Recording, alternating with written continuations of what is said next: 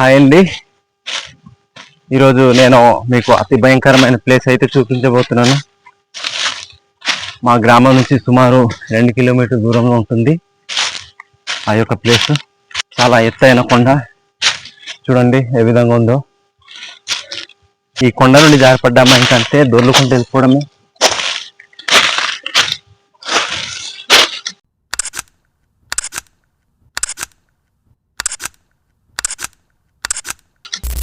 ఇదేనండి ఆ ప్లేసు. చాలా పెద్ద రాయి, లోపలైతే సొరంగం చాలా భయంకరంగా ఉంటుంది.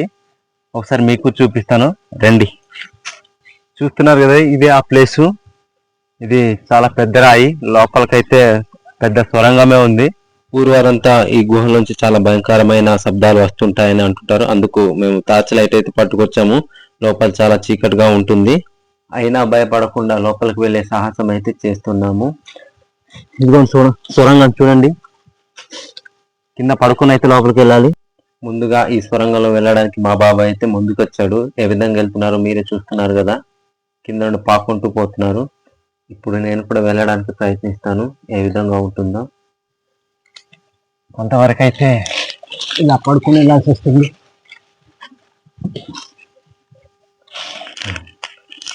లోపలికి వెళ్ళే కొద్ది చాలా చీకటిగా మారుతుంది, భయంగా కూడా ఉంది. మొత్తం నిశ్శబ్దంగా ఉంది. ముందు నుంచి భయంకరమైన శబ్దాలు వినిపిస్తున్నాయి.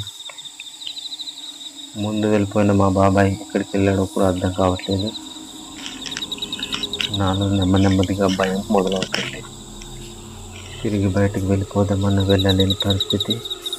ఏం చేయాలో అర్థం కావట్లేదు. వెళ్ళే కొద్ది సొరంగం పెరుగుతున్నట్టుంది. అమ్మయ్య, మొత్తానికి మా బామ్మతో వచ్చేది.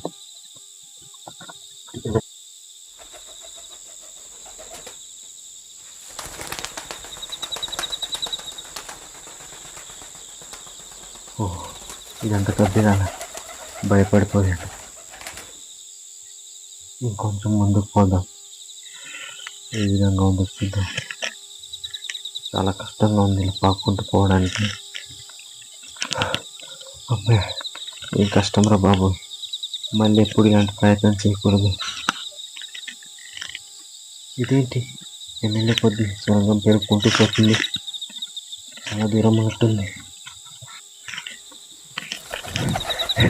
దీనమ్మా, దెయ్యాలేమో కానీ గబ్బిలాలే సౌండ్తో చంపేలా ఉన్నాయి. పక్క నుండి భయంకరమైన సౌండ్లు వినిపిస్తున్నాయి. దీన్ని జంతువులు పట్టడానికి అయితే పెట్టారు, ఇనుప కంచె.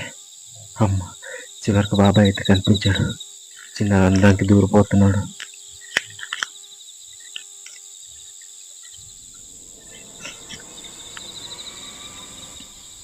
ఏమిటి పక్క సౌండ్?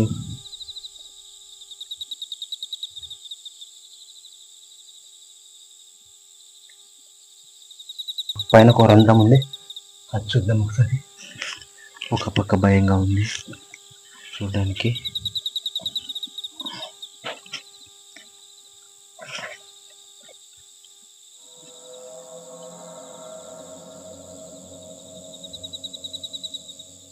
ఇక్కడ ఏమీ లేదు. చూడండి, కిందకి నిలబడేంత స్పేస్ ఉంది, నిలబడి కూడా ఉండొచ్చు. ఈ గుహలో చాలా జంతువులు అయితే నివసిస్తుంటాయి. వర్షాకాలం అయితే ఇంకా ఎక్కువగా ఉంటాయి. చూస్తుంటే భయంకరంగా కూడా ఉంది. చుట్టుపక్కల నుండి చాలా భయంకరమైన శబ్దాలు వస్తున్నాయి. ఈ గుహలో దెయ్యాల కన్నా గబ్బిలాలు ఎక్కువ ఉన్నట్టున్నాయి, భయపెట్టిస్తున్నాయి. పూర్వం బ్రిటిష్ వారి కాలంలో యుద్ధాలు జరిగితే మా తాతలు ముత్తాతలు ఇక్కడ వచ్చి తల దాచుకునేవారంట. వీళ్ళు నన్ను వదిలి వెళ్ళిపోతున్నారు, నాకు భయంగా ఉంది. నేను కూడా త్వరగా వెళ్ళిపోవాలి. బయటకు వెళ్ళే సొరంగం కనిపించింది, త్వరగా వెళ్ళిపోవాలి.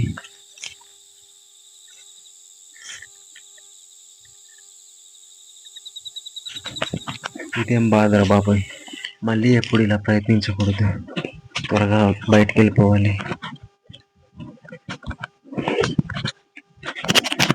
అమ్మయ్య, బయటకైతే వచ్చేసాను.